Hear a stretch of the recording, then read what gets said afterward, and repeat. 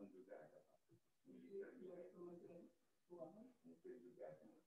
sudah hadir Pak.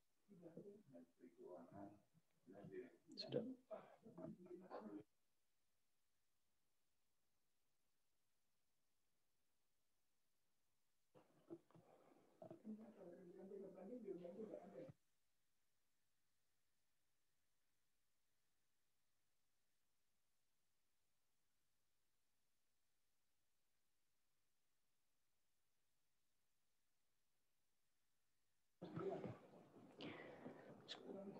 Assalamualaikum warahmatullahi wabarakatuh.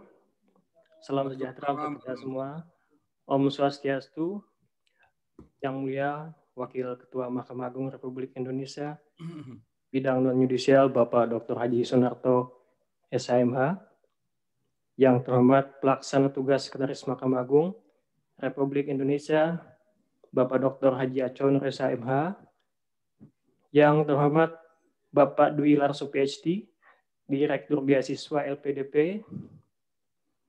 Yang terhormat Bapak Ibu Pimpinan Pengadilan Tingkat Banding dan para hakim tinggi, Bapak Ibu Pimpinan Pengadilan Tingkat Pertama dan para hakim di seluruh 4 lingkungan peradilan se-Indonesia yang hadir pada saat ini. Selamat datang di acara webinar Beasiswa LPDP bagi warga peradilan. Puji syukur kehadirat Allah Subhanahu wa taala sehingga kita bisa bertemu secara virtual di pagi hari ini dalam keadaan sehat walafiat. Webinar pagi ini terselenggara atas kerjasama Mahkamah Agung Republik Indonesia dan Lembaga Pengelola Dana Pendidikan LPDP Departemen Keuangan. Acara ini sebagai tindak lanjut dari hasil audiensi beberapa waktu yang lalu antara pihak LPDP dan Mahkamah Agung, di mana diketahui setiap tahunnya minat dan antusiasme warga peradilan untuk melanjutkan studi ke jenjang yang lebih tinggi, baik itu S2 dan S3, itu cukup tinggi setiap tahunnya. Namun demikian, masih sedikit yang memanfaatkan adanya beasiswa dari LPDP yang disediakan pemerintah setiap tahunnya. Sebelum acara diskusi dimulai, mari kita dengarkan kata sambutan dari Yang Mulia Bapak Dr. Haji Sunarto, SHMH, sekaligus membuka acara webinar kita pagi ini. Kepada Yang Mulia, waktu dan tempat dipersilahkan. Terima kasih. Assalamualaikum warahmatullahi wabarakatuh. Waalaikumsalam warahmatullahi wabarakatuh.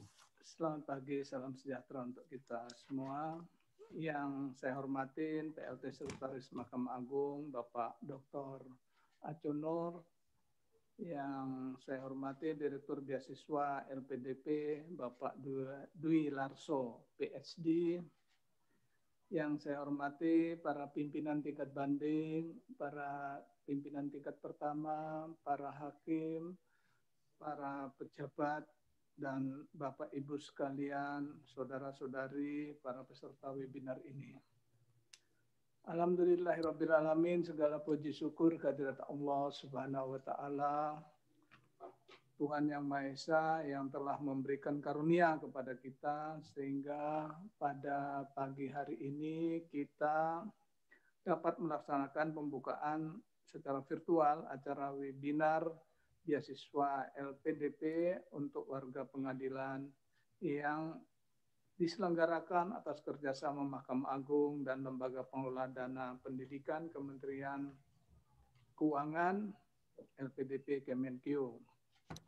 Bapak Ibu hadirin yang saya hormatin, dalam alinea keempat pembukaan Undang-Undang Dasar 1945 disebutkan bahwa tujuan negara dibentuk adalah untuk memajukan kesejahteraan umum, mencerdaskan kehidupan bangsa, dan ikut melaksanakan ketertiban dunia.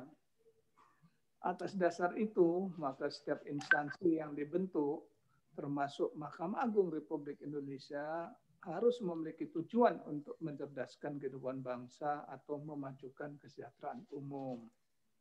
Untuk itu diperlukan peningkatan kompetensi, baik melalui jalur pendidikan formal maupun pendidikan non-formal.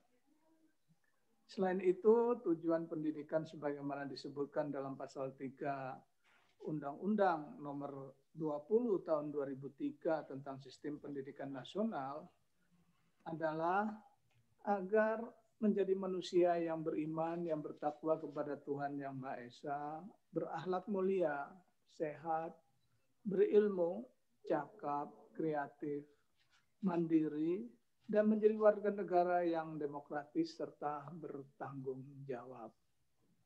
Atas dasar itu, Mahkamah Agung menempatkan peningkatan kualitas aparatur peradilan sebagai bagian dari salah satu misi Mahkamah Agung, sebagaimana tertera dalam cetak biru pembaruan Mahkamah Agung tahun 2010, tahun 2035, yang berbunyi itu meningkatkan kualitas kepemimpinan badan peradilan.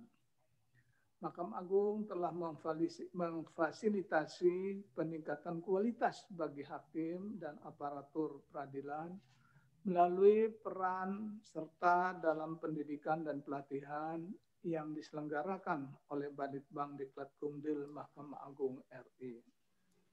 Bapak, Ibu, hadirin yang saya hormati, para hakim dan aparatur peradilan dalam menjalankan tugas pokok dan fungsinya harus senantiasa memiliki dan meningkatkan 3 kompetensi, yaitu kompetensi intelektualitas, hard competence, kompetensi integritas, soft kompetensi, dan kompetensi keahlian, skill.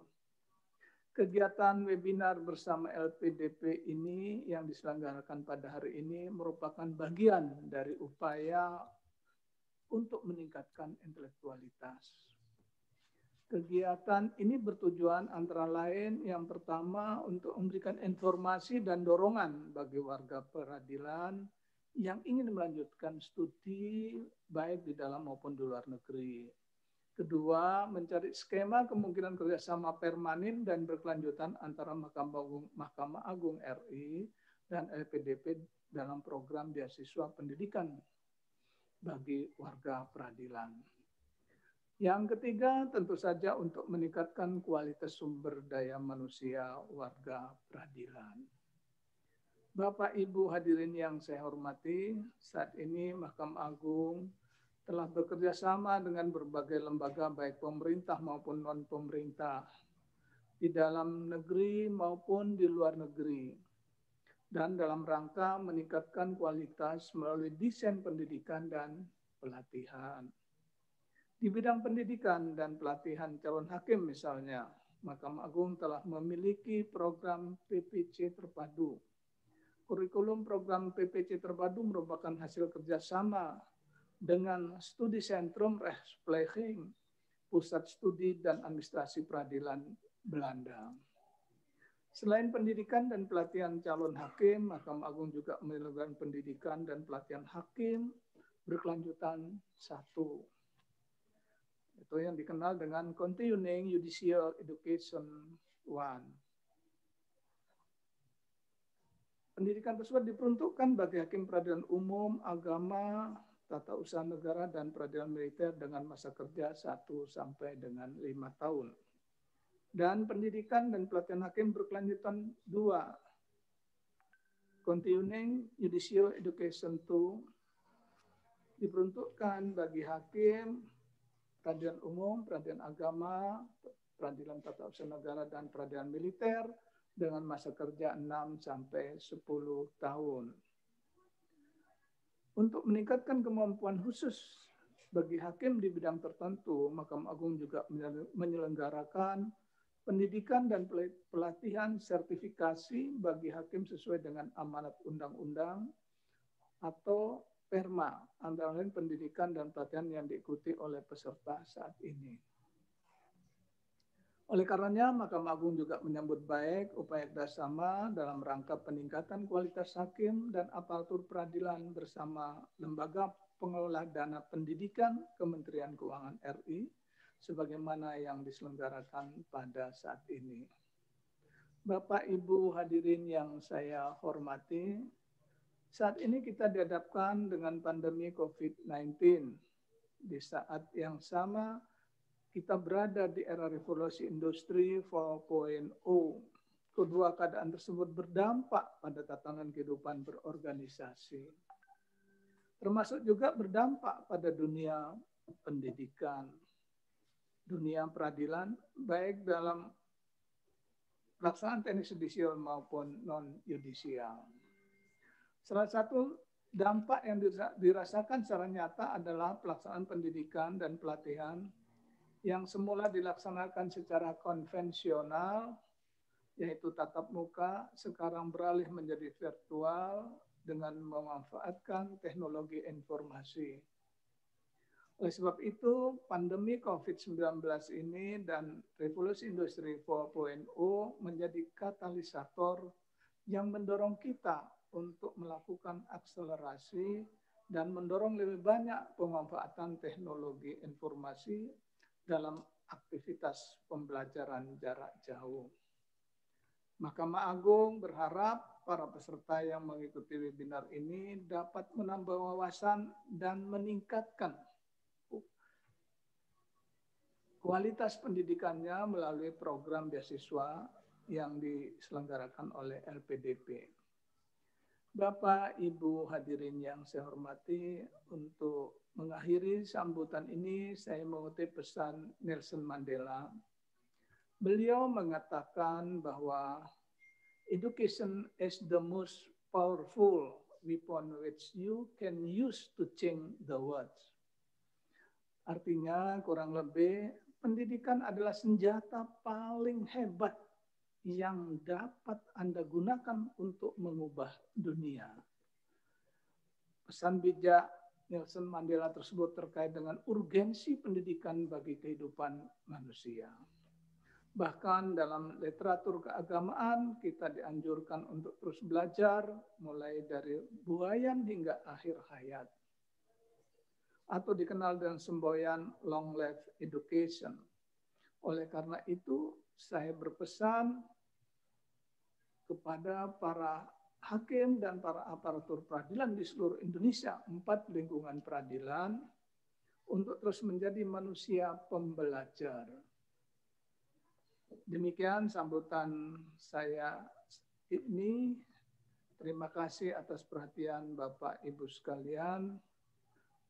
Dan sebelum menutup, saya akan membuka secara resmi webinar ini dan mengucapkan Bismillahirrahmanirrahim.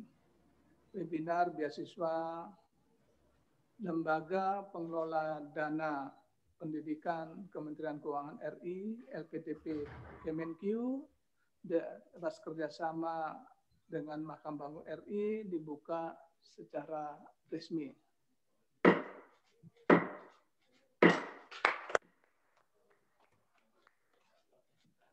Terima kasih kepada Yang Mulia Bapak Dr. Haji Sunarto, SMH, yang telah berkenan hadir, memberikan sambutan dan membuka webinar ini. Sekedar informasi Bapak, saat ini sudah ada 640 partisipan, sebagian besar adalah satker yang diikuti dari media center pengadilan masing-masing. Jadi partisipannya dipastikan jauh lebih besar dari jumlah yang ada di Zoom ini. Terima kasih Bapak sekali lagi atas sambutannya.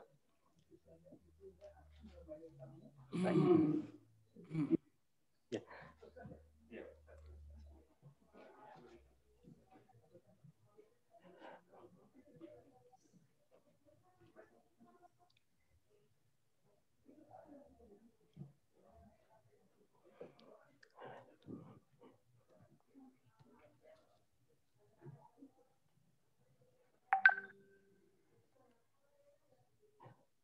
Ya, Bapak Wakil telah meninggalkan ruangan lebih cepat karena ada kegiatan yang harus diikutin. Kita akan lanjutkan acara pagi kali ini. Bapak Ibu sekalian, sebelum kita mulai presentasi dari Bapak Dwi Larso dari LPDP, kami persilakan Bapak PLT Sekretaris Mahkamah Agung untuk memberikan pengantar yang memberikan konteks dan kerangka diskusi dalam webinar kita kali ini. Kepada beliau, waktu dan tempat dipersilakan.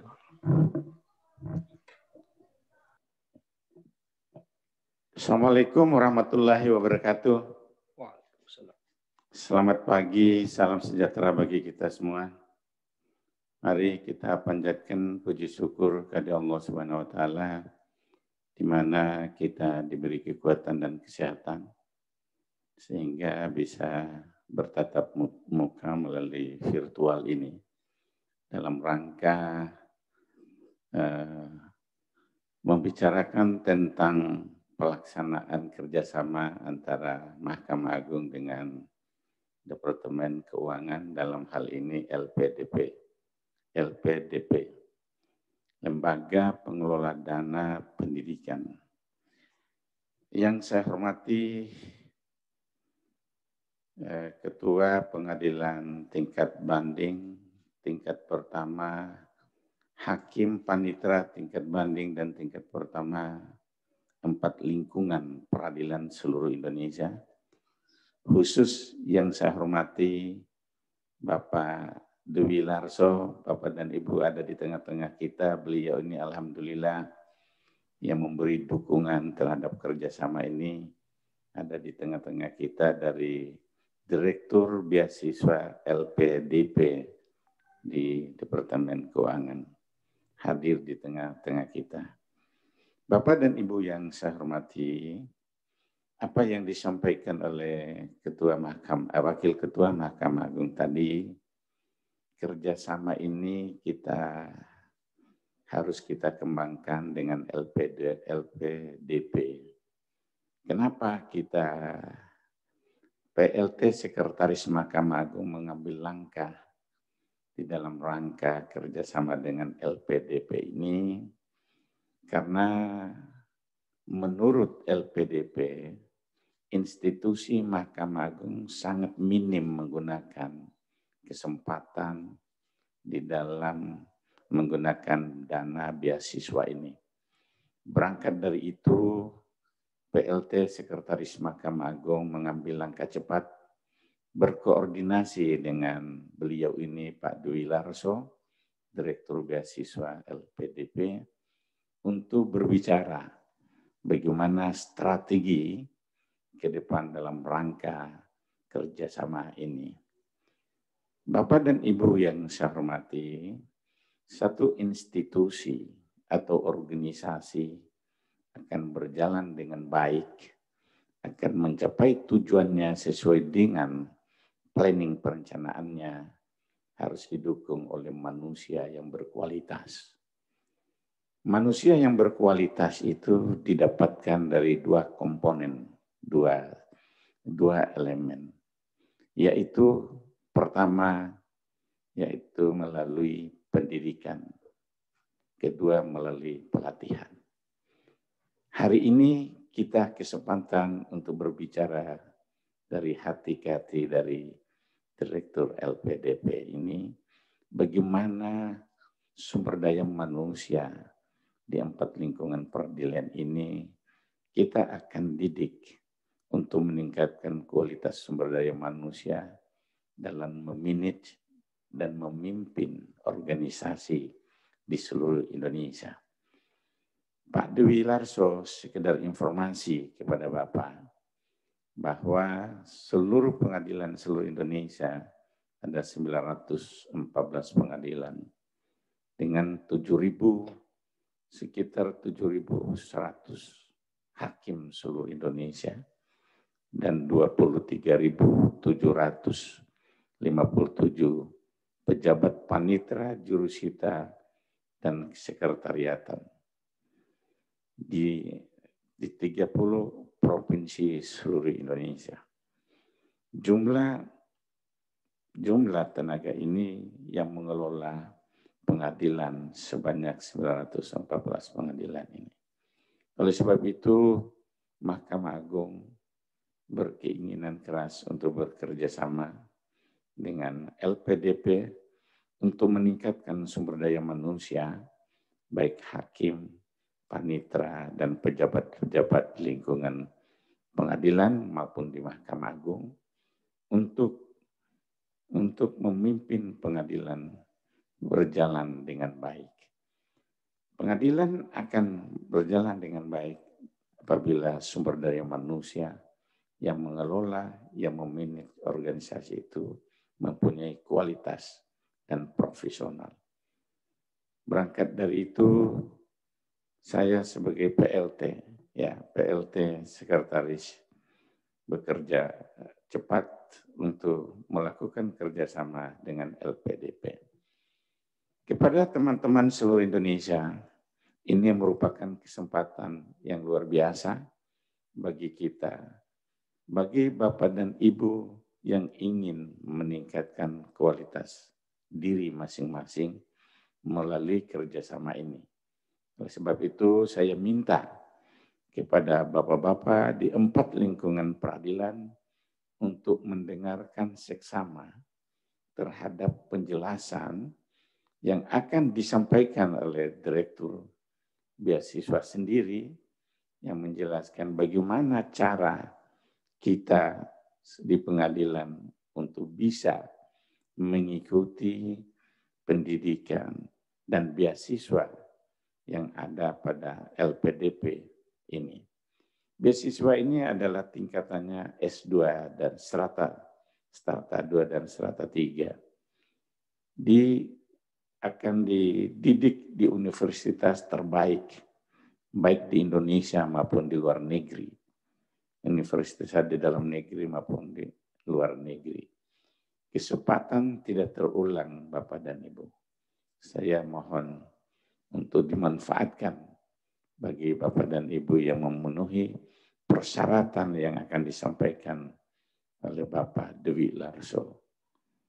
Karena ini hari Jumat, waktu terbatas, saya tidak perlu panjang lebar menyampaikan hal, tapi saya menggugah semangat, keinginan dan inovasi Bapak dan Ibu untuk ikut serta dan ikut mendaftar untuk mengikuti pendidikan strata 2 dan strata 3 melalui LPDP ini.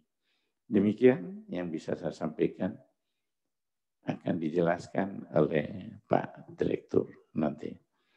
Wabillahi taufiq wal hidayah. Assalamualaikum warahmatullahi wabarakatuh. Waalaikumsalam. Terima kasih Bapak PLT Sekretaris Mahkamah Agung atas motivasinya yang sangat menggugah. Bapak Ibu sekalian, kita masuk ke acara inti. Dalam kesempatan ini kita akan menggali lebih dalam tentang beasiswa LPDP itu bersama Bapak Dwi Larso PhD. Beliau adalah Direktur Beasiswa LPDP.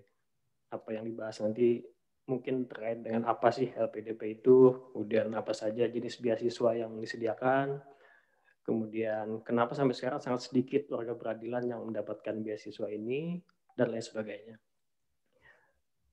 Saya ingatkan nanti Bapak Ibu sekalian setelah pemaparan dari Bapak Dwi, nanti akan ada sesi tanya jawab melalui chat box. Jadi Bapak Ibu sampaikan pertanyaan lewat chat box, kemudian disertai dengan nama pengadilan dan jenis pertanyaan. Nanti akan kita sampaikan kepada beliau untuk dijawab langsung gitu. Kepada yang terhormat Bapak Dwi Larso PhD untuk memberikan pemaparan, waktu dan tempat dipersilahkan.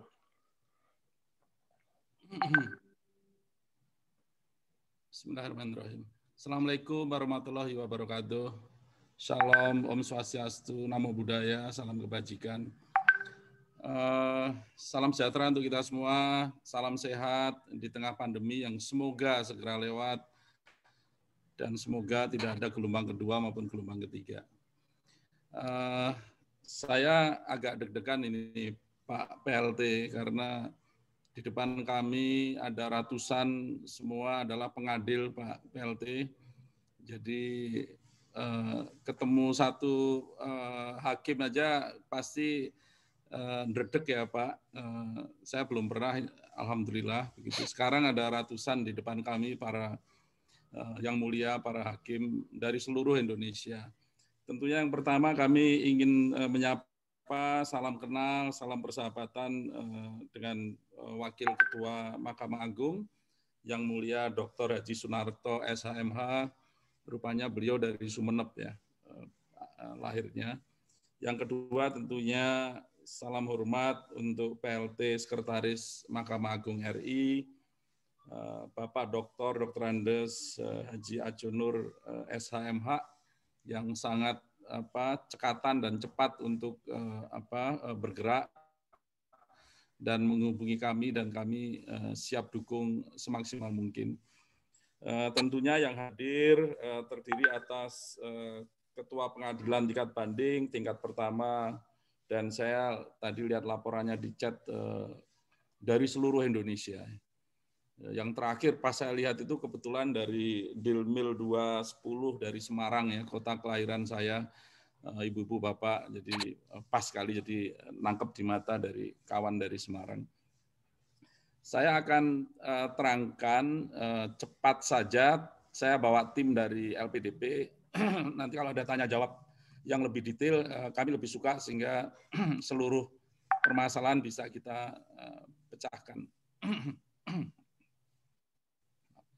Yang pertama, memang betul bahwa kawan-kawan dari Mahkamah Agung ini setelah kita cek datanya, mohon maaf mungkin saya perlu sampaikan, saya bergabung baru bulan Mei di LPDP di tengah pandemi, dan karena pandemi maka proses bisnis yang ada di LPDP juga ikut terdampak karena mahasiswa yang sedang menunggu pemberangkatan ke luar negeri tidak bisa diberangkatkan karena bordernya tutup begitu.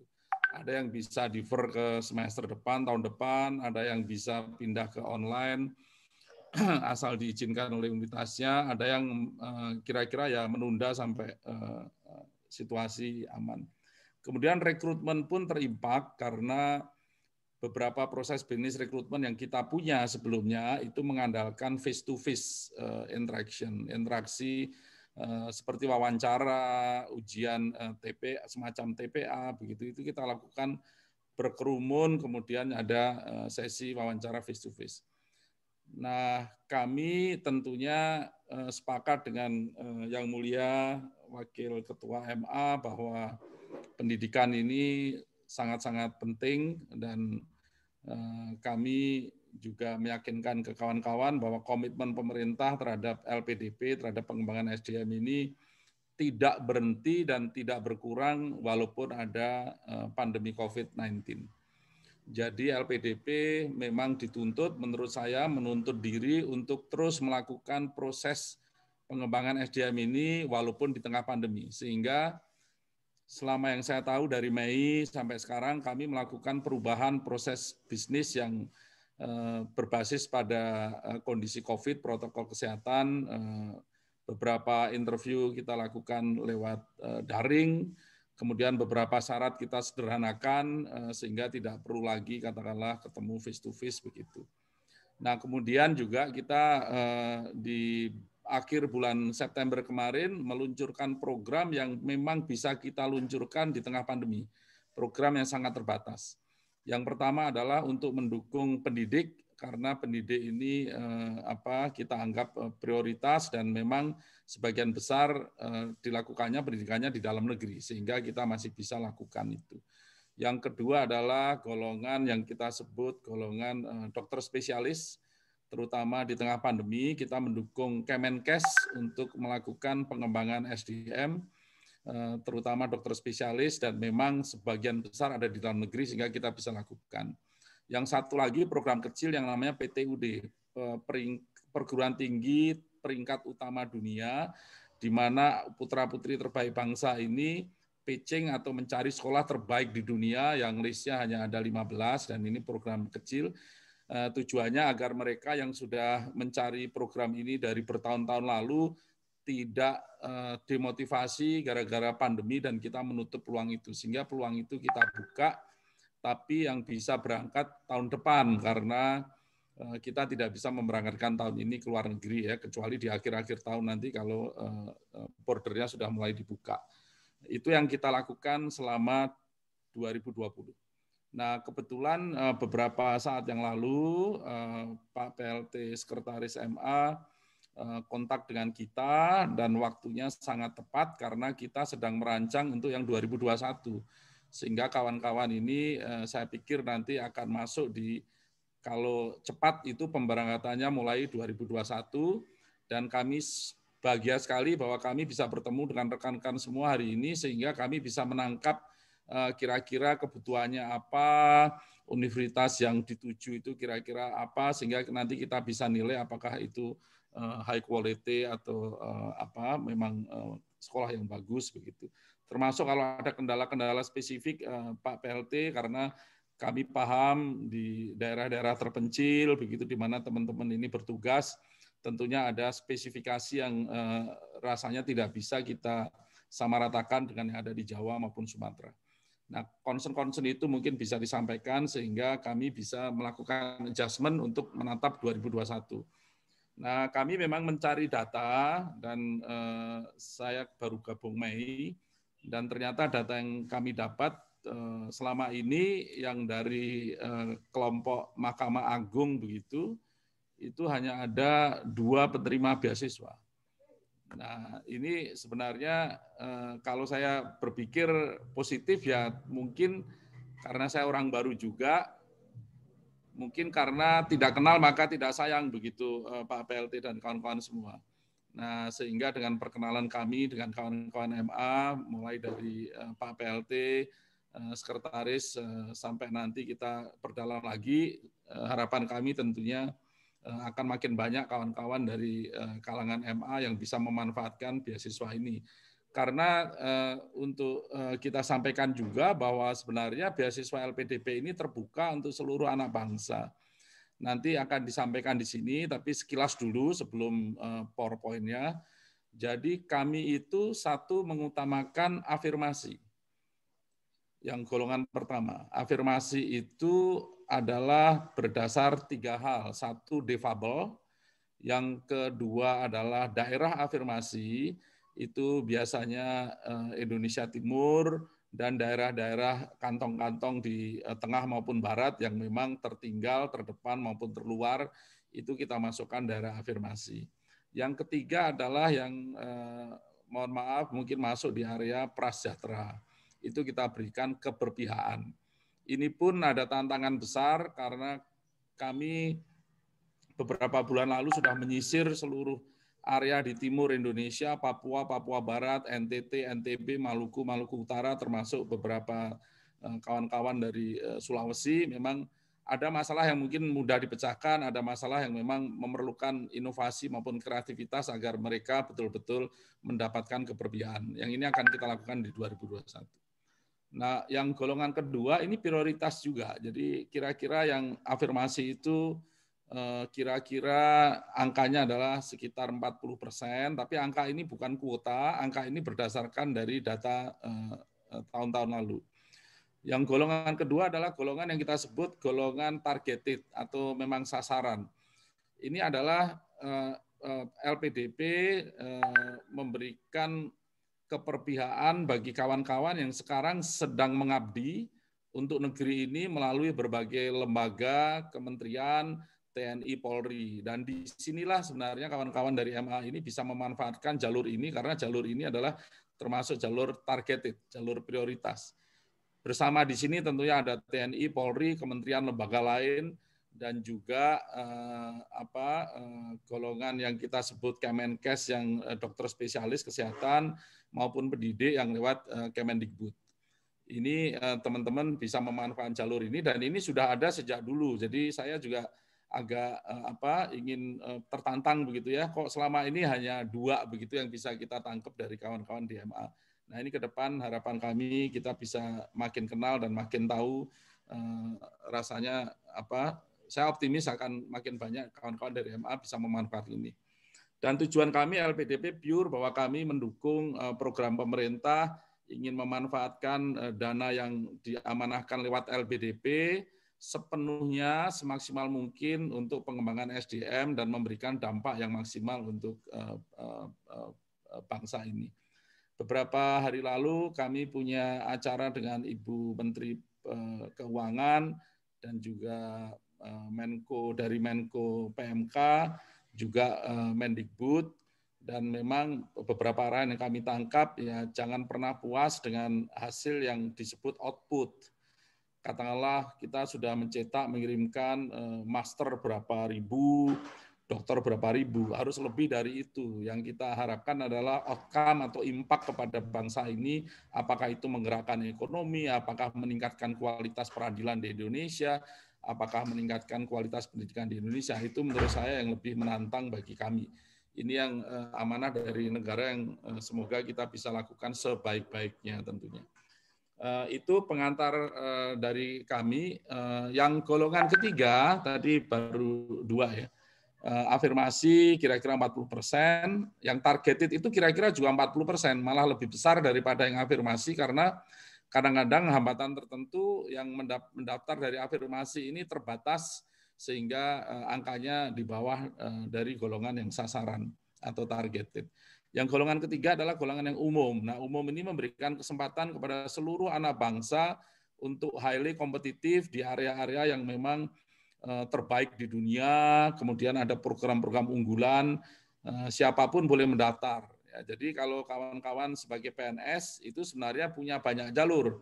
Mau jalur umum juga boleh, highly kompetitif, mau jalur targeted, less kompetitif, mau jalur afirmasi untuk daerah-daerah afirmasi atau golongan afirmasi, kawan-kawan bisa juga. Jadi sebenarnya ini banyak peluang. Tapi kalau orang yang bukan PNS, dia tidak tinggal di daerah afirmasi, tentunya kesempatannya hanya satu, yaitu jalur umum.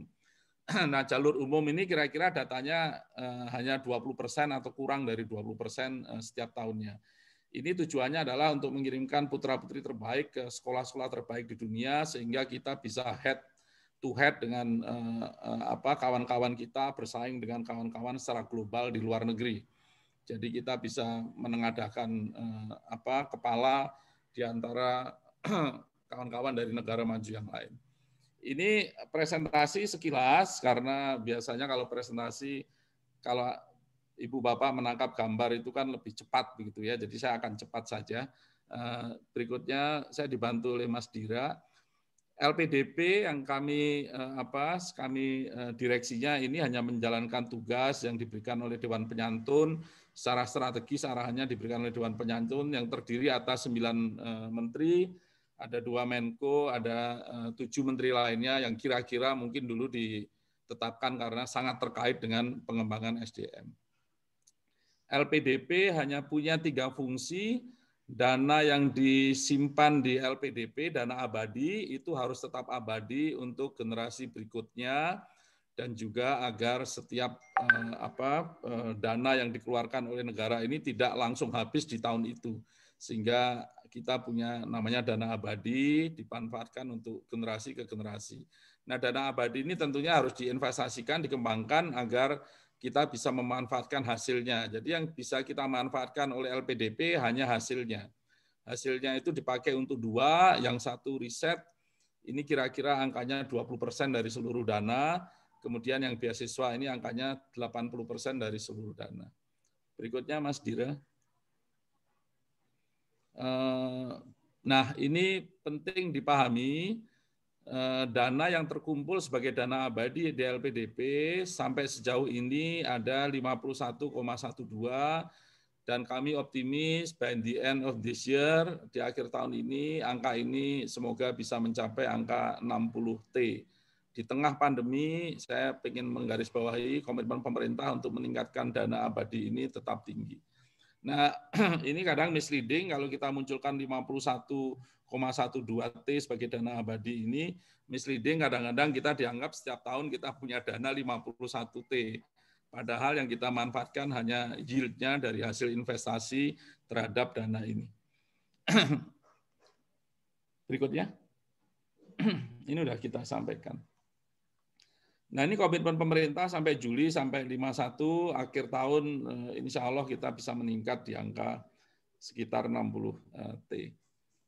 Berikutnya. Sampai sejauh ini, rekan-rekan yang saya hormati, LPDP dari tahun 2013 memberikan beasiswa sampai tahun ini sudah memberikan 25.000 lebih beasiswa ke penerimanya.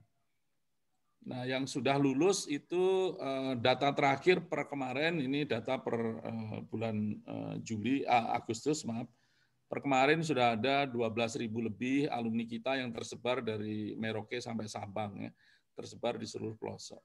Dan kami punya ongoing yang sedang menunggu keberangkatan atau sedang defer ke tahun depan atau sedang kita proses penguasaan bahasanya.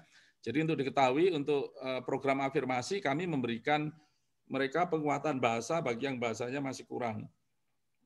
Kemudian yang lain sedang menunggu keberangkatan. Ini ada sekitar 7.000 mahasiswa. Kalau program doktor magister tentunya magister yang paling banyak sekitar 70-75%, sekitar 25%-nya adalah program doktor. Dan 25% ini bukan angka yang kecil untuk program doktor, ya. Artinya komitmen negara ini besar sekali untuk mencetak angka ini. Dan untuk dipahami juga mungkin agar nggak misleading, angka 25 ini kalau kita bandingkan dengan lembaga-lembaga pemberi beasiswa lain, ini angka yang cukup besar. Tapi kalau kita bandingkan dengan penduduk Indonesia, saya pikir kita juga masih perlu meningkatkan terus jumlah kawan-kawan yang perlu mendapatkan dukungan untuk bersekolah lanjut di jenjang yang lebih tinggi. Berikutnya. Ini sebarannya memang tersebar di 34 provinsi yang ada di Indonesia, tapi memang belum merata.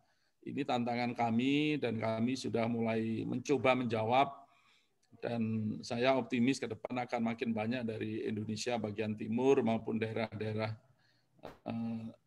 terpencil yang lain atau terbelakang yang lain, terluar termasuk, agar kita bisa melakukan keperpihakan ke sana. Memang mayoritas ada di Jawa, Sumatera, ini juga tidak akan lepas dari pendidikan yang ada di Jawa, Sumatera memang lebih stabil, lebih mapan dibandingkan di daerah lain. Tentunya kami tidak boleh menyerah karena dana ini adalah dana milik seluruh rakyat Indonesia, di mana beberapa di antaranya kita perlu beri dukungan afirmasi. Berikutnya, sebaran tujuan penerima beasiswa ongoing berdasarkan benua, tentunya mayoritas masih di Indonesia, tapi 30% lebih, 30% sekitar itu kita kirim ke berbagai daerah negara luar negeri. Paling banyak Eropa, yang kedua Asia kalau nggak salah, kemudian ada Australia, Selandia Baru 6%, Asia setelah Australia, Selandia Baru, kemudian Amerika ini setara dengan Asia, itu Kanada dan Amerika kira-kira 3,27%. Ada sebagian kecil ada di Afrika, mungkin terkait dengan yang pendidikan terkait dengan agama. Berikutnya. Nah, ini khusus untuk PNS, di mana kawan-kawan ada di golongan ini yang saya sebut beasiswa targeted atau sasaran. Ada instansinya PNS daerah, Kementerian Lembaga, TNI, Polri. Nah, tentunya kawan-kawan ada di Kementerian Lembaga, memang angkanya besar, 2.300, tapi kalau kita zoom lagi, MA memang angkanya sangat kecil. Laki-laki perempuan 60-40 ini untuk PNS. Tapi kalau secara umum total perempuan sedikit lebih banyak dibandingkan yang laki-laki. Jadi ini juga kita perlu apresiasi karena ternyata memang perempuan memang lebih banyak yang mendapatkan, ya. Kalau untuk PNS memang lebih banyak yang laki-laki. Magister doktor seperti saya sampaikan 25%, 75%. Berikutnya. Nah, untuk dipahami juga, ya, slide yang sebelumnya itu, kawan-kawan agar paham juga bahwa kami tidak membedakan waktu rekrutmen ini golongan PNS daerah, PNS KL, Polri, TNI, begitu. Semua masuk dalam satu golongan yang namanya golongan targeted untuk PNS, TNI, Polri, begitu. Nah, ini adalah data yang ada. Jadi bukan kita memberikan kuota PNS daerah berapa, PNS KL berapa, enggak. Jadi silakan saja sebanyak-banyaknya mendaftar, tentunya nanti akan ikut proses seleksi. Dan kenapa 2? Saya pikir karena yang daftar juga nggak banyak begitu. Berikutnya. Ini tadi yang disampaikan, khusus untuk bidang hukum, tentunya tidak melulu dari PNS, Mahkamah Agung atau kehakiman. itu bidang hukum ada 1.000 ya, di antara 25.000 penerima beasiswa. Itu ada sebaran tahun intiknya tahun 2019 167.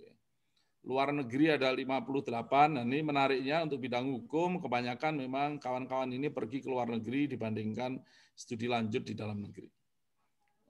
Berikutnya. Nah, ini secara utuh program kita, tapi ini basisnya adalah ya 2020 yang kemudian akan kita bawa ke 2021. Jadi afirmasi, targeted atau sasaran, kemudian yang umum. Tadi sudah saya ceritakan semua, khusus untuk kawan-kawan ini ada di area PNS, TNI, Polri. Beasiswa prestasi itu mungkin namanya nanti beasiswa prestasi aja, tidak mesti harus olimpiade begitu. Kalau olimpiade itu nanti juaranya hanya satu, repot sekali kita kalau mengirimkan hanya satu orang untuk prestasi. Kita ingin lebih banyak juga. Ini sudah saya ceritakan tadi. Berikutnya, Mas Indira. Beasiswa LPDP memberikan semuanya. Jadi dan saya dulu juga mendapatkan beasiswa, tapi belum ada LPDP. Saya dengar kabar bahwa LPDP ini cukup generous ya, cukup bagus, cukup murah hati dalam memberikan beasiswa. Termasuk kawan-kawan yang mau sekolah doktor begitu, nanti akan ada tunjangan untuk keluarga. Kalau master kita tidak memberikan karena master biasanya 1 tahun atau 2 tahun, sehingga kita fokuskan untuk yang doktor karena biasanya doktor itu selalu mengalami up and down selama kuliahnya dan kehadiran keluarga itu seringkali sangat membantu untuk memantapkan ibu bapaknya katakanlah yang sekolah agar bisa sukses dalam sekolah. Ini hampir semua beasiswa. Berikutnya.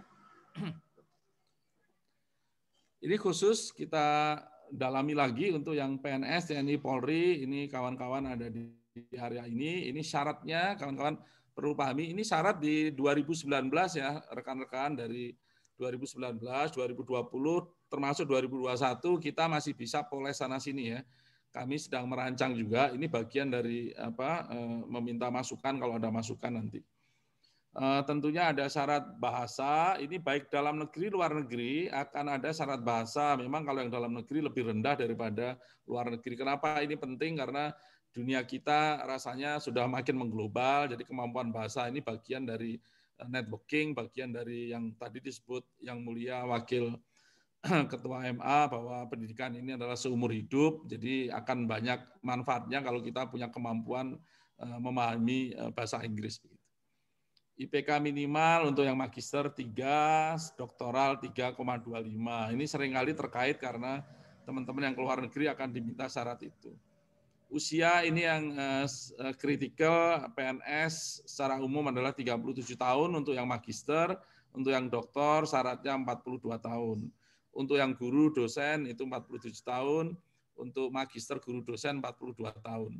TNI Polri 40 tahun untuk magister, untuk yang untuk doktor 45 tahun. Ini PNS dengan jabatan fungsional seperti peneliti, prerekayasa, ini contohnya ya, medis dan paramedis. Berikutnya. Nah, ini yang tadi saya sampaikan 2020 kita tidak menyerah gara-gara COVID karena tadinya defaultnya adalah kita mungkin tidak membuka sama sekali 2020, tapi kami survive kreatif enough untuk membuka di area-area yang spesifik dibutuhkan oleh bangsa ini di antara tengah pandemi ya. Beasiswa pendidik, beasiswa perguruan tinggi utama dunia, termasuk kita mendukung Kemenkes untuk beasiswa dokter spesialis dan Kemendikbud untuk beasiswa pendidik yang sekarang sedang berjalan ya, sedang rekrutmen. Berikutnya. Ini persyaratan untuk pendidik. Saya tidak tahu apakah di bawah MA itu ada lembaga pendidikan di mana kalau ada NIDN maupun NUPTK sebenarnya kawan-kawan eligible untuk ikut jalur ini. Karena yang namanya pendidik itu tidak mesti dari Kemdikbud ya, pendidik itu bisa ada di Kemenak. Maaf, yang tadi yang kita sedang buka sekarang itu termasuk kita mendukung Kemenak karena banyak pendidikan itu hampir setengahnya ada di Kementerian Agama. Berikutnya.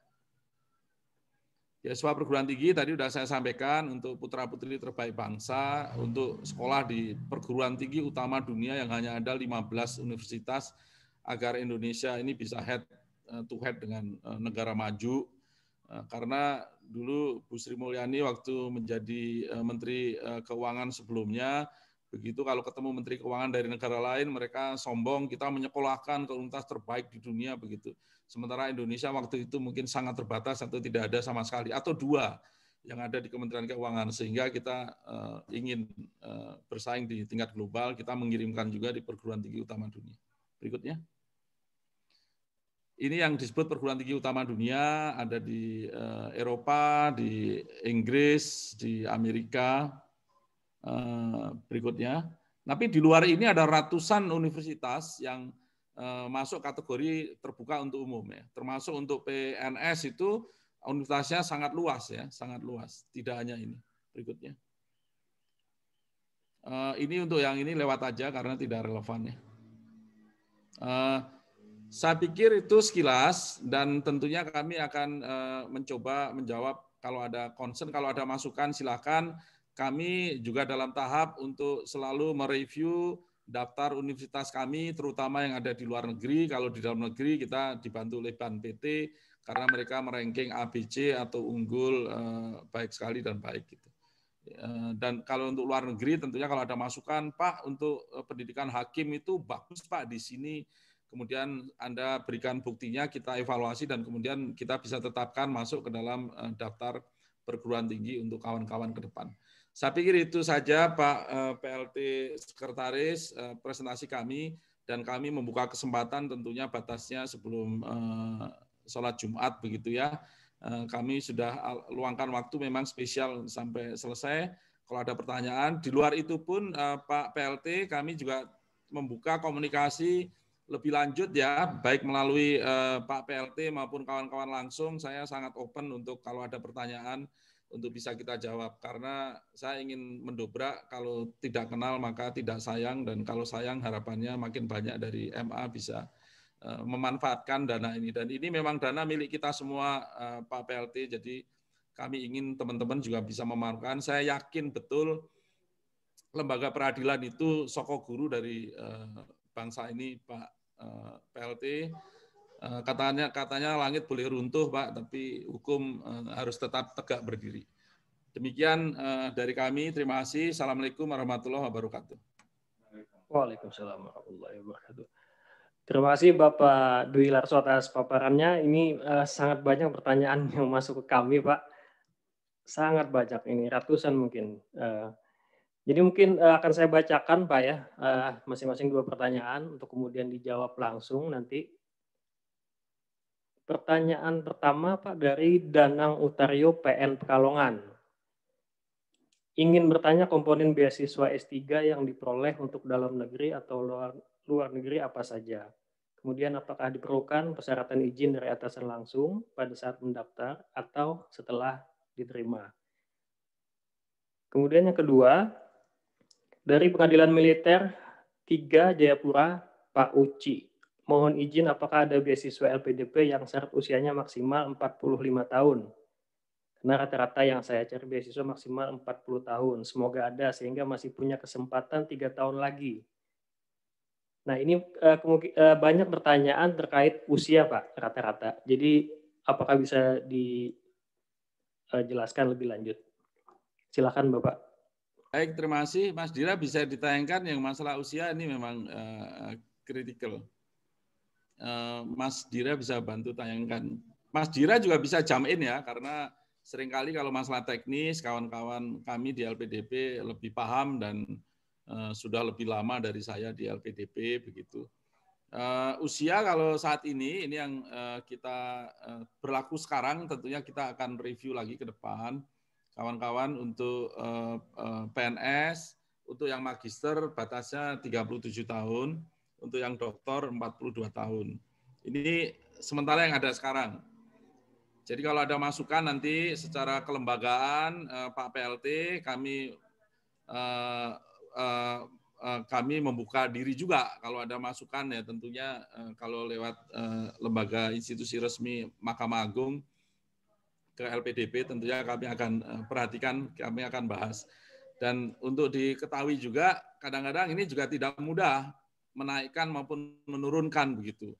Jadi contohnya ada yang minta dinaikkan Pak menjadi 45 karena dosen-dosen saya begitu umurnya karena gini akan mentok di angka 45 Pak kenanya begitu. Nah, kami perlu sampaikan kalau kita menaikkan 42 ke 45 begitu. Kan itu tidak hanya berlaku untuk universitas tersebut. Kita kan harus adil untuk seluruh PNS begitu, kira-kira begitu. Ya, kan kita nggak bisa khusus untuk universitas itu 45 yang lain. Begitu kita buka semua, kita buka tingkatkan begitu. Persaingannya kan makin tinggi juga. Karena orang lain juga ikut masuk begitu. Ini apa pertimbangan kami, tapi tentunya kawan-kawan kalau ada pertimbangan spesifik nanti bisa disampaikan oleh Pak PLT ya, Pak PLT Sekretaris secara resmi begitu. Tentunya nanti akan kita bahas. Tentunya dengan pertimbangan tertentu justifikasi sehingga kami mungkin akan yakin begitu. Kalau yang tadi pertanyaan pertama tentang yang apakah beasiswa mengcover semuanya? Ya saya bilang semuanya. Tadi ada presentasinya. Ya ini. Ada dana pendaftaran, ini pendidikan ya, SPP, tunjangan buku ada, bantuan disertasi, seminar internasional, publikasi, ada dana transportasi, dana aplikasi untuk visa segala macam, asuransi kesehatan, biaya hidup bulanan, dana kedatangan. Nah, biaya hidup bulanan ini tentunya sesuai dengan daerah-daerah tertentu ya. Artinya kita sesuaikan dengan living cost yang ada di sana. Dana tunjangan keluarga ini yang khusus untuk dokter, dana keadaan darurat ini contohnya dengan adanya COVID ini kita mengeluarkan banyak bantuan untuk kawan-kawan yang katakanlah stranded di negara mana karena bordernya ditutup sehingga kita ini ada yang kemudian harus PCR, harus dites segala macam, ada yang sedang kita kursuskan bahasa kemudian harus pulang kemudian perlu pesawat segala macam, ini dana-dana yang kita sebut keadaan darurat. Intinya bahwa kami ingin mendukung anak-anak bangsa ini agar negara hadir, kira-kira begitu. Nah, batasnya adalah jangan sampai memanjakan, itu saja. Itu batasnya juga agak abu-abu. Jangan sampai memanjakan. Kadang-kadang kalau terlalu manja, kita juga nggak mendidik. Ada dana tambahan ini untuk khusus yang dokter spesialis maupun untuk yang afirmasi. Biaya pendukung untuk disabilitas kita juga support untuk biaya pendamping, untuk transportasi, kalau mereka memang butuh pendamping. Ini Pak kira-kira. Nah kalau izin tadi, dengan bekerja sama seperti ini tentunya kami akan mendengar bagaimana polisinya Mahkamah Agung. Nah ini terjadi di Kemenkes, karena dulu tidak lewat Kemenkes, mereka langsung ke LPDP, kemudian setelah dapat dokter spesialis, mereka tidak mengabdi ke yang seharusnya begitu, sehingga Kemenkes sekarang membuat MOU dengan LPDP sehingga yang ingin mendaftar beasiswa itu lewat saringan dulu minimal rekomendasi dari Kemenkes dalam bentuk tugas belajar ataupun izin belajar yang lainnya. Itu kira-kira Pak, kami menunggu tentunya arahan dari Mahkamah Agung untuk masalah izin, bagaimana polisinya. Karena kalau prinsip kami LPDP kan kita memberikan kebebasan dukungan untuk seluruh anak bangsa. Tapi tentunya kami ingin bahwa yang PNS begitu kalau pulang tentunya mengabdi ke bangsa ini di lembaganya begitu. Walaupun standing positionnya LPDP adalah sebenarnya kalau kawan-kawan itu pulang ke Indonesia itu mau kerja di swasta, mau dimanapun, itu tentunya bentuk pengabdian bagi bangsa ini. Itu kira-kira Bapak jawaban kami. Baik. Mas Dira kalau ada yang lebih teknis silakan ya, kalau menjelaskan singkat-singkat saja supaya banyak yang bisa kita jawab. Baik. Terima kasih Bapak. Bapak PLT Sesma akan memberikan tanggapan sedikit. Silakan Bapak. Terima kasih banyak Pak Dwi Larso atas penjelasannya. Memang pertanyaan-pertanyaan dari teman-teman di daerah itu banyak sekali tentang umur ini Pak Dwi. Karena masa kerja memang hakim berbeda dengan PNS biasa. Masa kerja seperti Hakim Agung sampai 70 tahun Pak. Kalau Hakim Tinggi itu sampai 67 tahun. Kalau hakim tingkat pertama 65 tahun. Begitupun panitera, kalau panitera tingkat banding itu 62, tingkat pertama 60. Khususnya hakim dan panitera tingkat banding masa kerja lebih lama, mungkin landasan berpikirnya mereka meminta peningkatan dasar dari pengiriman 45 tahun itu mungkin sesuai dengan masa kerjanya mungkin. Nanti kita akan bicarakan secara institusi, Pak. Nanti seperti yang disampaikan oleh Pak Dewi Larso harus ada pembicaraan dengan institusi yang ingin mengajukan ke LPDP dan LPDP membicarakan hal itu. Tentang izin, kami sudah ada surat edaran dari Mahkamah Agung. Setiap hakim atau pejabat pengadilan kalau melakukan pendidikan di luar maupun dalam negeri harus ada izin dari instansi Mahkamah Agung. Itu yang kami lakukan. Terima kasih atas penjelasan yang luar biasa dari Pak Dewi Larso. Mudah-mudahan ada pertanyaan lain dari teman-teman. Lanjutkan. Iya, masih ada Pak pertanyaan lainnya? Silakan Pak. Iya. Dari Pak Ajmir di Banda Aceh, ini kemungkinan sama, ini pertanyaannya mirip lah Pak. Pak Ajmir dari Banda Aceh, ya saya gabungin Pak. Ya. Jadi kemudian PN Mataram, kemudian dari Pak Berli Napitupulu di Tanjung Karang juga. Nah, beliau-beliau ini sedang melaksanakan S3 Pak. Atau yang satunya tadi S2. Nah, apakah ketika S2 mereka sedang berjalan atau S3 mereka sedang berjalan bisa mengikuti proses beasiswa untuk proses belajarnya di-cover oleh beasiswa LPDP? Baik ya. Ya, silakan Pak. Langsung jawab Pak. Ini agak sulit bagi LPDP karena programnya LPDP ini hanya untuk beasiswa yang baru. Kenapa seperti itu? Saya mencoba menangkap bahwa kita ingin memang menambah Pak jumlah master dan jumlah doktor. Dan kami punya asumsi bahwa kawan-kawan yang sudah masuk di program itu, ya harapan kami tentunya sudah terencana bahwa mereka akan menjadi master dan doktor begitu. Itu kira-kira landasan berpikirnya, dan kami diminta beberapa instansi juga tidak bisa memberikan yang ongoing, yang sudah ongoing. Itu satu Pak. Saya ingin menangkap tadi dari Pak PLT Sekretaris Pak masalah umur. Saya juga dosen Pak Sekretaris, jadi kita pada perahu yang sama. Karena batas kita 70 tahun. Jadi ini mungkin juga bisa dijadikan suatu justifikasi Pak kalau nanti Bapak membuat surat. Jadi untuk dosen kan memang lebih lama ya. Ya jadi itu aja mungkin saya juga, oh ya baru sadar ya kalau hakim itu bisa sampai 70 tahun kan kira-kira begitu. Itu Pak, terima kasih. Baik Pak. Mungkin tadi di paparan di websitenya LPDP itu diinikan bahwa tenaga fungsional bagi PNS itu 42 untuk magister, 47 untuk doktoral ya Pak ya. Nah hakim ini kan tenaga fungsional Pak sebenarnya.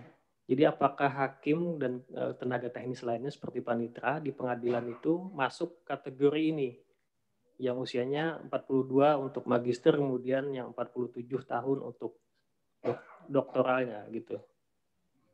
Baik, saya langsung jawab. Jadi untuk ke depan tentunya Pak PLT Sekretaris mau katakanlah membuat surat institusi, dan kalau yang terjadi sekarang Mas Dira bisa menjawab nggak?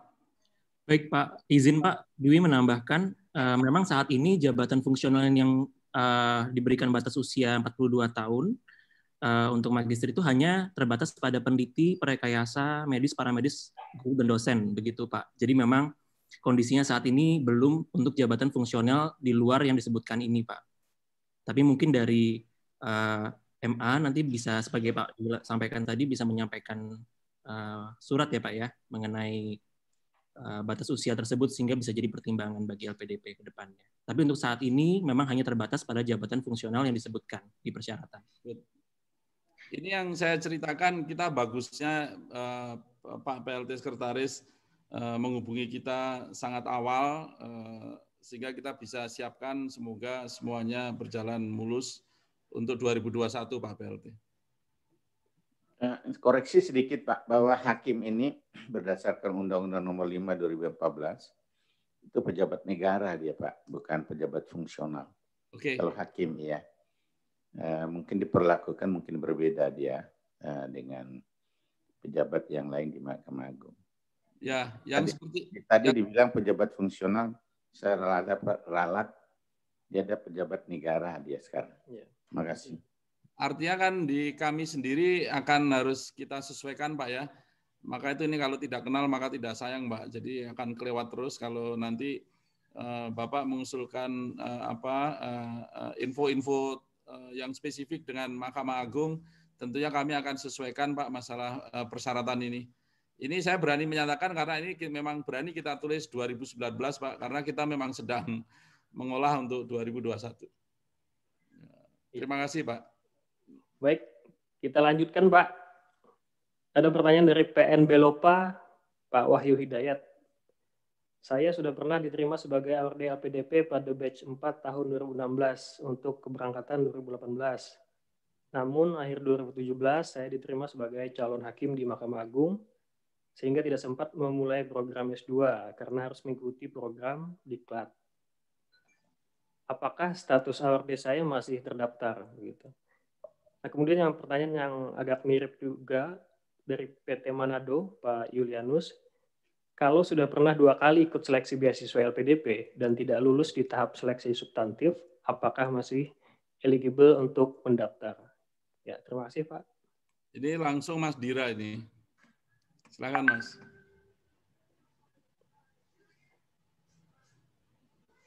Masih ya. Baik Pak, izin untuk pertanyaan yang pertama mengenai Bapak Wahyu Hidayat. Apabila, jadi memang beasiswa LPDP ini memiliki jangka waktu ya, masa berlakunya begitu. Setelah pendaftar ditetapkan lulus sebagai calon penerima beasiswa, lulus seleksi substansi, maka akan diberikan waktu selama 1,5 tahun atau 18 bulan untuk mendapatkan LOA dari perguruan tinggi tujuan, kemudian ditetapkan sebagai penerima beasiswa. Nah, jika Bapak belum ditetapkan sebagai penerima beasiswa, maka statusnya jika sudah melewati 18 bulan tersebut akan gugur, namun diperkenankan untuk mendaftar kembali dengan telah memiliki LOA. Nah, untuk lebih detailnya, kami sarankan Bapak karena sebagai penerima beasiswa untuk membuat tiket bantuan Pak di bantuan.lpdp.kemenku.go.id untuk bisa berkonsultasi langsung dengan petugas terkait. Seperti itu. Ya. Terima kasih Bapak, jawabannya sangat detail sekali. Kemudian yang kedua belum dijawab deh. Oh iya. Yang kalau nggak lolos 2 kali gimana? Iya, untuk yang tidak lolos itu saat ini bisa mendaftar kembali Pak. Kebijakannya memang jika belum beruntung di proses seleksi sebelumnya maka dipersilakan untuk mendaftar kembali. Seperti itu. Tidak ada batasan Pak ya? Saat ini belum ada Pak. Belum ada, oke. Coba terus. Ya, pertanyaan selanjutnya dari Mbak Angel di Biro Humas, Pak. Jika sudah punya gelar S2, apakah boleh mendaftar beasiswa level S2 lagi gitu? Atau apakah harus S3 begitu? Tahu saya nggak boleh. Betul Mas Dira ya? Betul Bapak. Karena saya baru saja menandatangani surat ketahuan bahwa dia sudah S2, sekolah S2 lagi dan dia tidak declare waktu mendaftar. Iya. Tuh ya. Betul Pak. Silakan Mas Dira. Betul, bahwa di persyaratan Bapak Ibu memang harus memperhatikan betul-betul persyaratan khusus dan persyaratan umum yang ada di masing-masing program, karena di situ memang disebutkan bahwa jika sudah memiliki, misalnya mau mendaftar magister, jika sudah punya gelar magister maka tidak diperkenankan untuk mendaftar kembali. Dan hal tersebut memang harus dicantumkan, dideklar begitu ya, ketika melakukan pendaftaran. Jangan disembunyikan begitu ya Pak ya. Karena memang sebagaimana Pak Dwi langsung sampaikan tadi, memang ditemukan kasus seperti itu. Jadi memang tidak boleh Pak jika sudah punya yang sama. Satu lagi saya ingin sampaikan, ini kebetulan bersama kawan-kawan dari Merauke sampai Sabang ya, seluruh Indonesia. Kami menemukan beberapa kasus juga untuk yang sertifikat bahasa Inggris.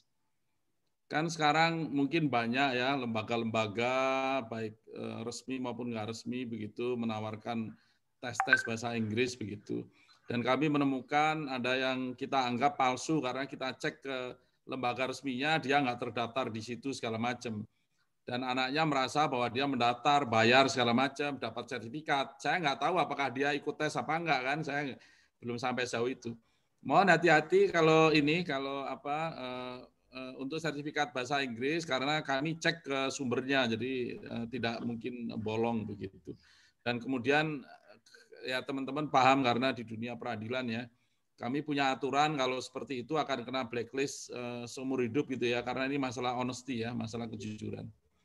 Dan kami dikomplain ya kami lurus saja ya, seperti Bapak Ibu kalau memutuskan sesuatu ya, hukum harus tegak kan kira-kira begitu ya. Dan mereka udah paham itu semua. Saya takutnya kalau teman-teman salah ambil itu kemudian calo-calo begitu. Ini aja. Itu aja sih. Terima kasih. Iya, baik. Ada pertanyaan lagi dari Mbak Yuli di Ditjen Badilak ini. Ini sangat mendasar sekali sih Pak. Untuk setiap tahunnya berapa kali pendaftaran dibuka Pak? Baik, saya bisa jawab ini kebiasaan masa lalu 2 kali ya Mas Diraya. Tapi nanti juga perlu spesifik karena ada program-program khusus yang setahun hanya sekali karena memang mungkin jumlahnya tidak banyak begitu ya. Tapi biasanya adalah di bulan Maret dan di bulan Agustus, September. Kami pun sedang berwacana mungkin ada program-program khusus yang mungkin bisa daftar sepanjang tahun, tapi nanti keberangkatannya juga di tengah tahun apa di awal tahun begitu. Ya, untuk program-program khusus misalnya nggak mesti nunggu, tapi ada program-program bareng yang mungkin munculnya ada di bulan Maret maupun bulan Agustus. Jadi ini paling cepat nanti prosesnya ada di di bulan Maret, tapi prosesnya bisa sebelumnya. Iya, baik.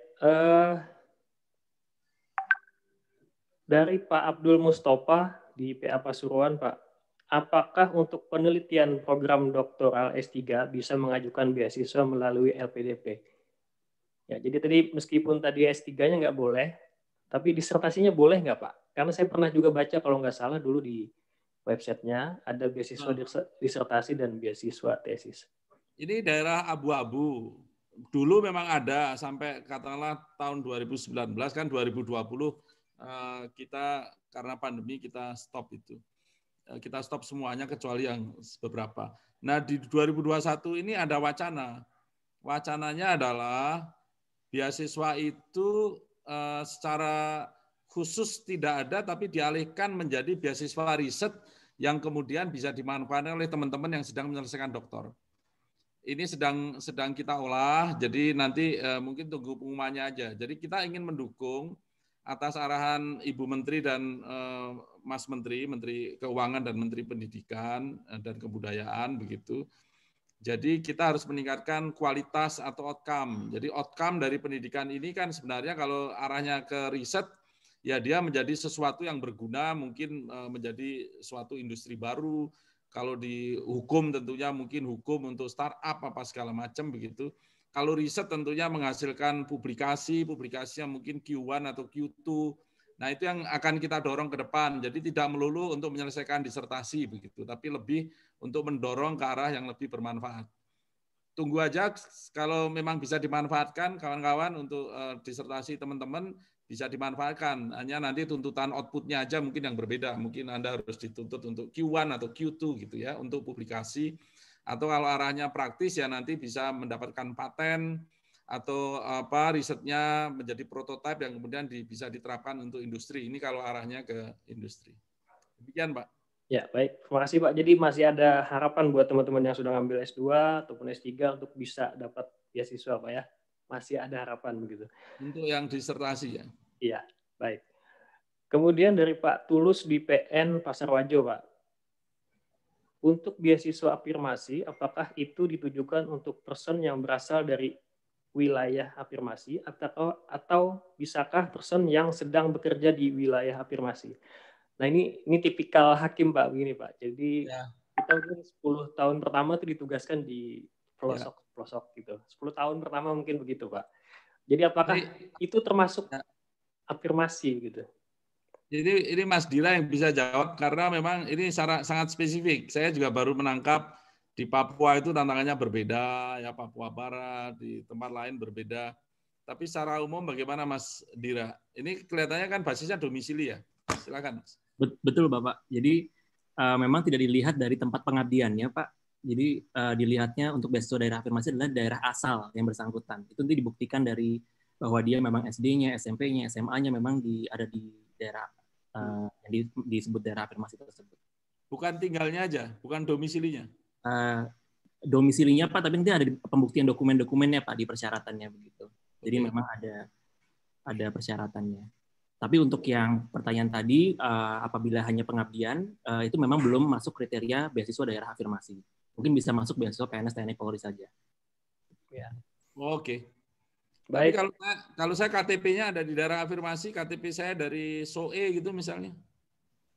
Kalau KTP Pak, jadi memang saya harus melihat lagi karena ada dokumen-dokumen yang diminta untuk diunggah oleh pendaftar untuk membuktikan bahwa yang bersangkutan memang eligible untuk daerah afirmasi gitu Pak.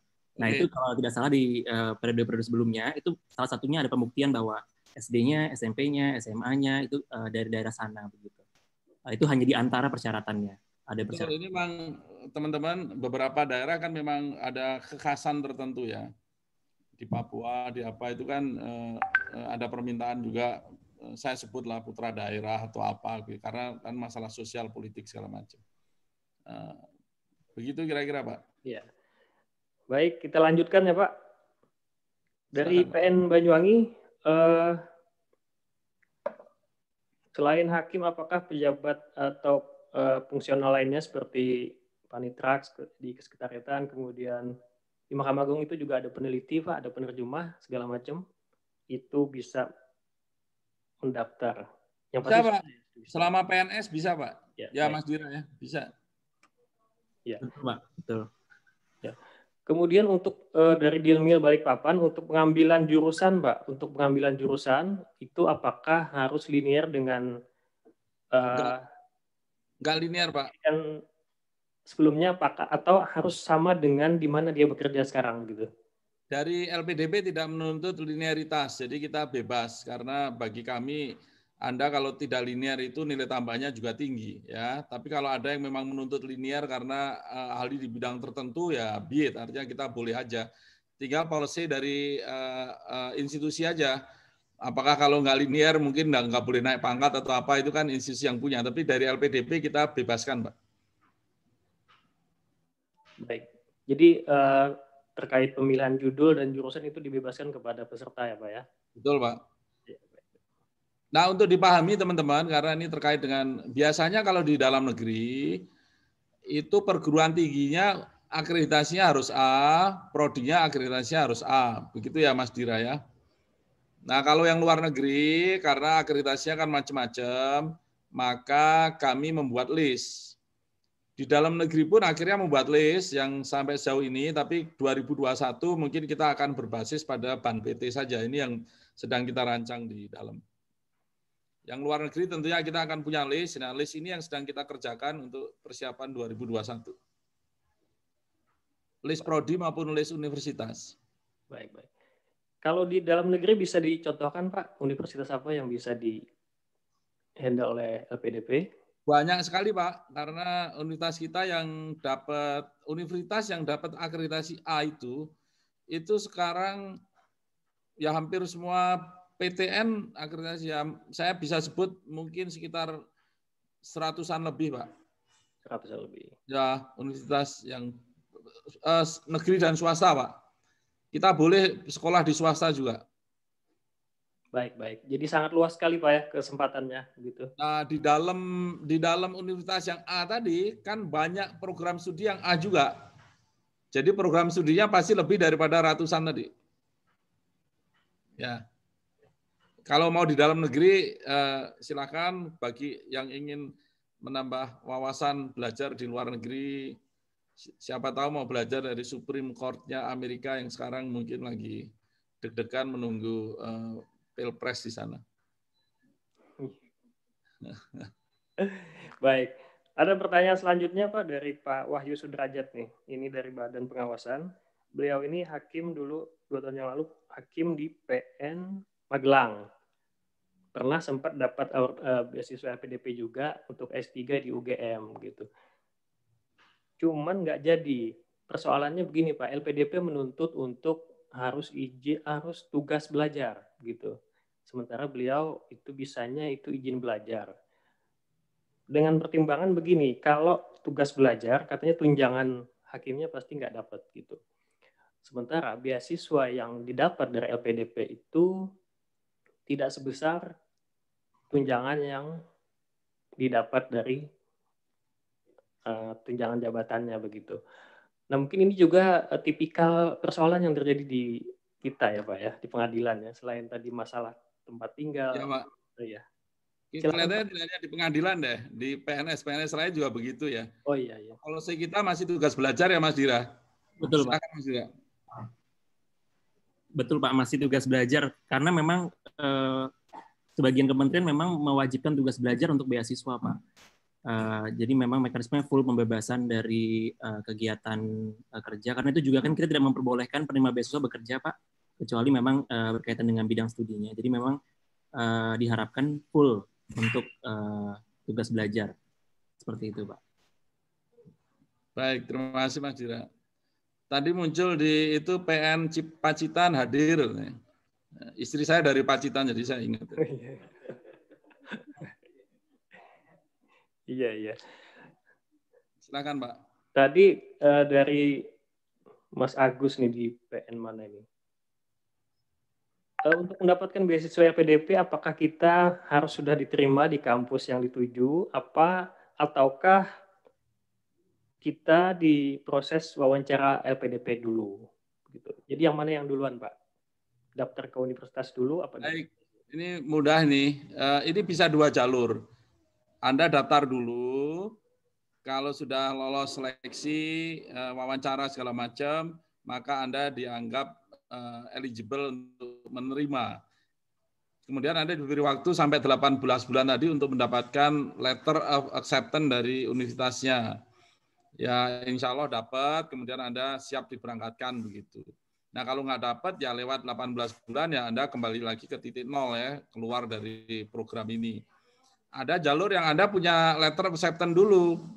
Anda daftar, kemudian salah satu Anda bisa unggah ya letter of acceptance itu, tapi itu juga tidak menjamin bahwa Anda akan lolos karena akan ada wawancara, akan ada beberapa tes begitu. Tapi tentunya kalau Anda punya LOA, letter of acceptance, Anda 1 langkah lebih maju. Karena begitu Anda diterima, basically Anda sudah siap untuk berangkat. Ternyata banyak juga ya Mas Dira yang sudah masuk, tapi ternyata nggak jadi berangkat karena gagal mendapatkan LOA. Begitu. Jadi bisa dua-duanya, Pak. Terima kasih. Baik. Terima kasih Pak, jawabannya sangat jelas sekali. Kemudian pertanyaan dari Pak Samsul di PA Muara TW. Apakah ada program pendampingan untuk bisa mendapatkan skor IELTS yang ditentukan oleh LPDP, mengingat di daerah kami sangat sulit sekali untuk mendapatkan kursusan atau tempat untuk bisa mendapatkan skor TOEFL yang disyaratkan LPDP. Baik, saya jawab sekilas. Kalau untuk afirmasi, ya kita berikan LPDP itu.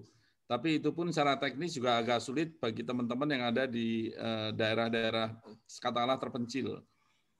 Biasanya kita bawa ke Jogja atau ke Jakarta, begitu ya Mas Dira ya, sehingga harus meninggalkan pekerjaan segala macam. Itu memang agak sulit. Tapi untuk yang targeted, apakah ada program ini Mas Dira? Mungkin Mas Dira bisa jawab. Dan saya ingin memberikan penguatan ke teman-teman yang mau belajar bahasa Inggris. Saya itu dulu bahasa Inggrisnya bagus tapi pasif. Kalau mendengarkan nggak bisa karena nggak pernah kursus dulu. Nggak punya uang aja untuk kursus begitu waktu saya SD, SMP, SMA begitu. Sulit sekali meningkatkan. Nah, anak-anak zaman sekarang itu mudah sekali karena banyak sekali, Anda sorry aja nyebut merek ya, Netflix atau YouTube atau apapun itu banyak sekali cara untuk belajar bahasa Inggris. Yang paling penting kan seringkali kalau pasif, grammar kan kita belajar dari SMP, SMA begitu ya. Perguruan tinggi juga masih belajar. Tapi kalau listening kan kadang nggak dapat. Nah, mungkin teman-teman bisa belajar dari online. Ini banyak sekali ya. Apalagi sekarang kan kursus-kursus mungkin yang offline juga nggak ada. Manfaatkan ya. Saya juga punya anak, saya dorong untuk cari TOEFL-nya dari online, persiapannya ya, tentunya nanti bisa ikut tes. Banyak sekali sebenarnya link-link untuk belajar. Intinya begini, perbanyak listening bahasa Inggris ya, ada lagu, ada drama, ada apapun yang pakai bahasa Inggris itu sangat membantu. Apalagi kalau Anda sudah bisa mimpi dalam bahasa Inggris, itu artinya bahwa sadar Anda udah bagus. Dan saya yakin pasti nilainya meningkat. Itu paling mudah ya daripada Anda mencari pindah ke Jogja. Saya rasa kok secara teknis agak sulit. Gimana Mas Dira? Silakan.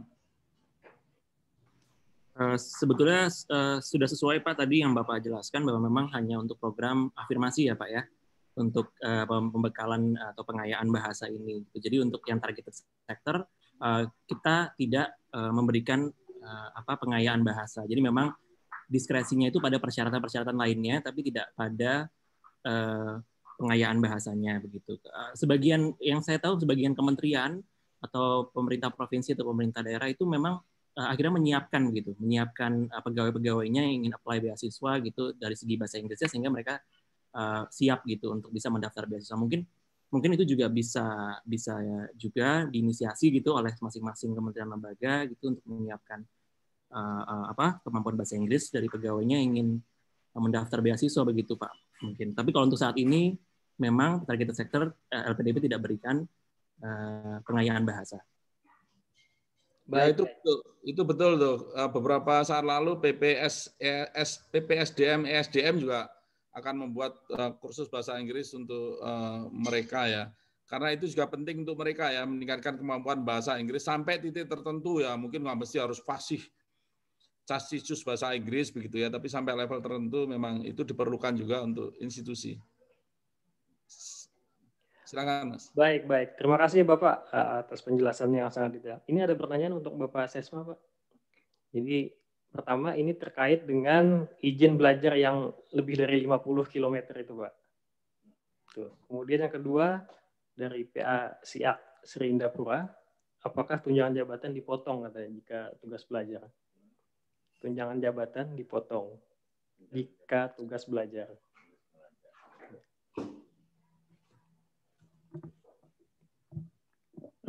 Terima kasih atas pertanyaan pertama mengenai aturan jarak. Itu kan peraturan yang dikeluarkan oleh Dekti. Kami beberapa hari yang lalu dari Biro Kepegawaian Mahkamah Agung sudah menyampaikan kepada saya masih tetap berlaku jarak itu. Oleh sebab itu teman-teman hati-hati karena peraturan itu masih berlaku tentang jarak kuliah. Kemudian pertanyaan kedua apa tadi? Tunjangan Pak. Tunjangan tadi sudah disampaikan oleh dari LPDP, peraturannya kan secara nasional itu menurut saya. Kalau ditugaskan untuk beasiswa ke luar negeri atau ke kuliah ke kampus, itu sudah jelas karena tidak ada kinerja, tapi dibiayain oleh beasiswa full di sana, sudah barang tentu tunjangan kinerjanya tidak dapat secara nasional. Begitu tadi Pak, LPDP ya, disampaikan. Ya Pak, ya Dir ya. Ya, makasih. Ya, terima kasih Bapak PLT Sesma. Kemudian ada pertanyaan lagi dari Pak Jainal di PA Lubuk Pakam. Apakah sebaiknya untuk mendaftar di LPDP masing-masing atau diakomodir atau dikumpulkan lewat Mahkamah Agung untuk mendaftar secara kolektif? Demikian Pak. Kalau dari kami silakan saja diatur mau sendiri boleh, tapi yang jelas kan harus ada izin tadi dari Mahkamah Agung. Kami secara praktek juga mendapati seperti ini. Kawan-kawan mendaftar katakanlah sendiri-sendiri atau lewat dengan teman-teman yuk daftar bareng segala macam. Kemudian kadang-kadang kami juga mendapatkan listnya dari institusinya begitu. Ini loh dari institusi ini ada yang mendaftar segini, dilaporkan aja walaupun itu tidak harus ya. Itu praktek yang kami terima Pak PLT Sesma.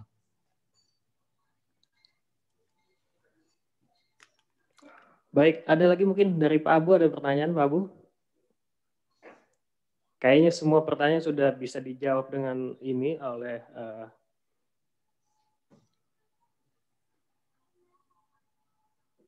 ya. Berhubung semua pertanyaan sudah dijawab, kemudian nanti akan kita bicarakan lagi ke depan Pak, persoalan-persoalan spesifik yang terjadi di lingkungan peradilan. Kemudian bagian timur juga sudah memasuki mau sholat Jumat. Ya. Jadi kita akhiri saja acara kita pada kesempatan kali ini dan kita akan tindak lanjuti semua pertanyaan yang ada selain sudah dijawab tadi oleh Bapak Dwi Larso, dan harapan kita ke depannya pegawai pengadilan nanti akan semakin banyak dan semakin kenal untuk bisa mendapatkan beasiswa ini. Saya ini dulu ada pertanyaan yang mungkin perlu saya jawab, muncul aja begitu di chat. Sebentar aja, list perguruan tinggi yang untuk dalam negeri kita akan pakai basisnya adalah dari BAN PT. Jadi Ibu Bapak bisa mencari list di BAN PT Go ID begitu. Yang lain adalah kalau Bapak Ibu mendaftar atau mau katakanlah ke Universitas Gadjah Mada begitu, Anda bisa nanya ke Gadjah Mada akreditasinya apa, itu bisa. Yang lain adalah LPDP, saya pikir juga harus punya list itu Mas Dira ya. Bisa aja listnya bisa dilihat sini linknya begitu ya. Jadi artinya teman-teman yang fokus ke website kita ditunjukkan ini loh listnya, baik kita list sendiri maupun ditunjukkan BAN PT. Termasuk list yang luar negeri. Kalau yang luar negeri memang sedang kita garap Bapak-bapak, Ibu-ibu. Tadi ada yang raise hand, saya nggak tahu apakah diberi kesempatan atau tidak. Saya akan menghormati yang mau sholat Jumat untuk kawan-kawan di kawasan timur Indonesia maupun tengah. Silakan Pak. Ya untuk mengakhiri diskusi kita kali ini ada yang disampaikan Bapak PLT Sesma untuk menutup acara kita pada kesempatan kali ini. Ya, terima kasih. Bapak dan Ibu yang saya hormati di seluruh Indonesia, Hakim Panitera Jurusita atau pejabat sekretariatan, ini adalah merupakan kesempatan tidak terulang. Oleh sebab itu saya minta kepada teman-teman seluruh Indonesia 4 lingkungan peradilan untuk semangat untuk semangat mengikuti kesempatan ini. Untuk masalah teknis-teknisnya bisa ditanyakan langsung atau melalui websitenya LPDP tentang persyaratan sedetailnya. Harapan saya dengan penjelasan pertama ini oleh Direktur Beasiswa LPDP Pak Dwi Larso, mudah-mudahan awal ini menjadi satu awal yang terbaik dan memberikan motivasi semangat kepada semua pejabat baik hakim maupun non hakim seluruh Indonesia untuk mau dan ikut mengikuti pendidikan beasiswa ini dengan baik. Ya, organisasi dibutuhkan sumber daya manusia yang mempunyai kualitas pendidikan, sehingga organisasi itu berjalan dengan baik sesuai dengan harapan kita semua. Kedua, saya ucapkan terima kasih kepada Pak Dwi Larso atas waktu dan kesempatan dan penjelasannya. Semoga penjelasan dapat direnungkan oleh teman-teman dan memberikan semangat untuk menindaklanjuti. Sekali lagi kami akan melakukan hubungan secara internal dengan Pak LPDP dalam rangka menindaklanjuti, baik nanti secara kolektif maupun perorangan. Nanti kami akan mengambil kebijakan internal, apakah diatur tersendiri oleh Mahkamah Agung, mereka mengajukan secara kolektif di Mahkamah Agung, baru kami sampaikan kepada LPDP, atau mereka langsung ke LPDP tetapi melapor ke Mahkamah Agung untuk mendapatkan izinnya. Nanti internal kami akan membahas tentang hal itu. Demikian Bapak dan Ibu, khususnya dari Pak Dewi Larso dengan Adinda Mas Dira ini yang telah banyak berkomunikasi dengan Pak Halim dan Pak Abu tentang pelaksanaan penjelasan hari ini. Demikian, billahi taufiq wal hidayah. Assalamualaikum warahmatullahi wabarakatuh. Waalaikumsalam warahmatullahi wabarakatuh. Kami ucapkan terima kasih kepada Bapak PLT Sekretaris Mahkamah Agung dan Bapak Dewi Larso dan Pak Dira atas kehadirannya. Partisipannya sekitar 850-an Bapak Ibu, dan itu sebagian besar adalah disimak dari media center pengadilan masing-masing. Jadi sangat antusias sekali kawan-kawan di daerah. Saya Abdul Halim atas nama pribadi dan panitia yang melaksanakan acara ini. 1 menit ya, Mas. Oh iya, silakan Bapak. Nggak apa-apa, saya. Ya, nggak apa-apa. Ini yang penting-penting. Jadi saya terima kasih untuk waktunya. Ini Pak Sesma ini Sekretaris Mahkamah Agung ini membantu kami juga tugas kami, karena kami kan salah satu tugasnya sosialisasi agar seluruh anak bangsa, apalagi kawan-kawan di Mahkamah Agung ini tahu dan kemudian bisa memanfaatkannya. Yang kedua, pesan kami kadang-kadang cocokkan antara kemampuan teman-teman dengan universitas tujuan. Seringkali ini bedanya terlalu jauh sehingga mungkin nggak dapat begitu. Kalau itu cocok dan memang universitas tujuannya sesuai dengan yang ada di list kita, tentunya insya Allah semuanya mungkin akan lancar. Itu yang kedua. Yang ketiga, teman-teman saya paham, saya juga PNS, kadang-kadang meninggalkan jabatan yang kita pegang atau posisi yang kita pegang itu tidak mudah, karena kalau pulang mungkin kursinya sudah hilang ya. Tapi menurut saya jangan takut dorongannya, karena kita bisa bikin kursi sendiri ya gitu. Ini bercandanya begitu. Tapi intinya kalau kita sekolah banyak sekali manfaatnya. Satu adalah teman-teman punya saat untuk refreshing ya, dari biasanya ngetuk palu terus begitu ya tiap hari atau tiap minggu begitu. Sekarang ada refreshing karena hidup ini juga perlu refreshing. Yang kedua tentunya ini penting juga bahwa kita memberi contoh ke anak-anak kita, generasi muda kita gitu ya, bahwa katakanlah sempat ke luar negeri, baik di Inggris atau di New Zealand atau apa, saya pikir itu juga akan memberikan manfaat yang lebih ya untuk keluarga kita juga. Nah, jadi tidak melulu hanya mungkin masalah tunjangan atau jabatan atau apa, lebih dari sekadar itu. Dan saya pikir dengan pengalaman ibu bapak baik di luar negeri maupun di tempat lain di Indonesia akan juga memperkuat institusi ibu-ibu bapak-bapak, karena dunia ini demikian cepatnya berubah, termasuk di area hukum saya pikir juga makin banyak yang sekarang basisnya cyber segala macam yang mungkin perlu diikuti dengan melihat keluar. Saya pikir itu aja dorongan dari kami, dan saya senang sekali atas waktunya. Terima kasih kawan-kawan. Selamat bertugas, sehat selalu, dan jangan lupa bahagia. Terima kasih. Assalamualaikum warahmatullahi wabarakatuh. Waalaikumsalam. Sedikit informasi kepada Pak Dewi Larso bahwa seluruh pengadilan 4 lingkungan peradilan seluruh Indonesia sekarang ini Pak mempunyai command center sendiri. Ya. Jadi Mahkamah Agung setiap hari, setiap saat bisa langsung komunikasi dengan teman-teman seluruh Indonesia, baik di Papua maupun Maluku Utara.